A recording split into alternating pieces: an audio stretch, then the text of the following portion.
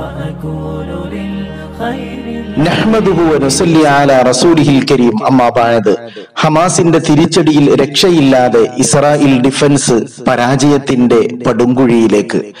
നിരപരാധികളെ ബോംബിട്ട് കൊല്ലുക എന്നതല്ലാതെ ഇസ്രായേൽ ഡിഫൻസിന് ഒന്നും ചെയ്യാൻ കഴിയുന്നില്ല.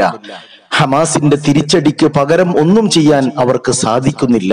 ഇപ്പോൾ പുറത്തുവരുന്ന പുതിയ വാർത്ത, ഇതിനകം 70,000 ഇസ്രായേൽ സൈനികർ വികലാംഗരായി എന്നുള്ളതാണ്.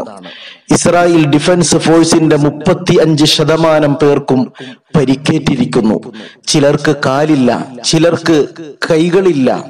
70,000-ഓളം ആളുകൾ പട്ടാളത്തിൽ വികലാംഗരായി എന്ന് ഇസ്രായേൽ വൃത്തങ്ങൾ പുറത്തുവിടുന്നു. പിന്നെ കറുത്ത ബാഗിൽ പാക്ക് ചെയ്ത് അയച്ചവരോ അതിന്റെ എണ്ണം വേറെയും.